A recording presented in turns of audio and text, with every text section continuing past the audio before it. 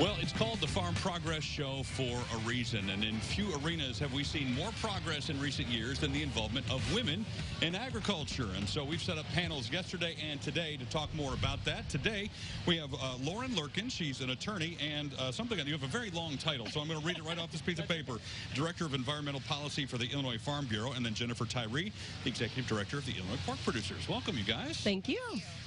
I find it interesting that before we sat down here, you were both telling me that your backgrounds aren't even necessarily in agriculture until you ended up in your current position. So, Lauren, let's start with you and tell me a little bit about sort of what your background is and what you're doing now. Yeah, absolutely. So I was raised in Marion, down in southern Illinois. My dad was a prison guard, so he prepared me in no way for a career in agriculture. But I was an environmental science geology major at St. Louis and then went to law school in Carbondale. So I spent about 7 years in private practice, mainly on the defense side, doing environmental legal work. And I've been at Farm Bureau doing policy work on the environmental issues for about 6.5 years. So I work for our farmers across the state and our county farm bureaus. What led you to make that transition? Where did the interest come from, the job because there was an opportunity, or was there already an agricultural interest for you and you decided to try to find something that fit? Right. My true interest is always really on environmental policy issues, whether it's for individual clients or really agriculture in general. I always wanted to do water-related issues, and it turns out that agriculture has quite a few issues with regard to water. So I usually joke that working for Farm Bureau on environmental policy issues at the federal and state level is way more fun than being a real lawyer. So, and that is pretty true. Jennifer, how about you? How did you sort of make that transition from where you started to where you are now? Well, I grew up in southern Illinois as well. I was from DuQuoin and went to school at Eastern Illinois University, where I got a political science degree. And so I started out in the political realm, working on campaigns and helping state legislators.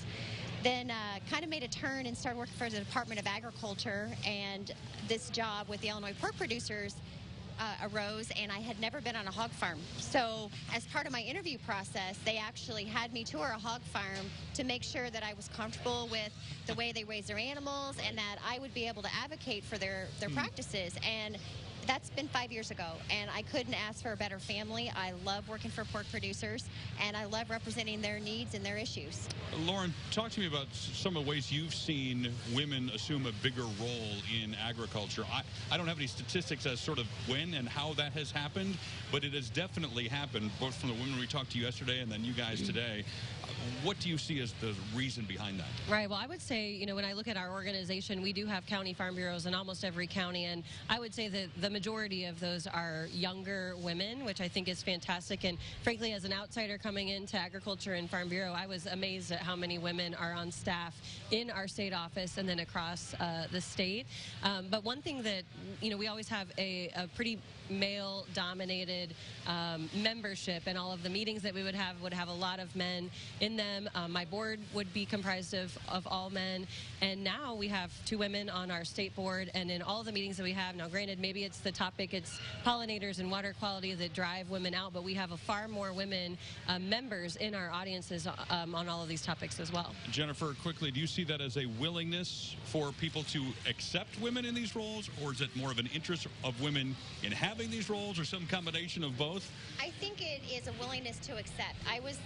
I'm now the first executive director for the pork producers that's a female, and I think it opens up doors to our general audience and general membership to meet new people and get into new avenues.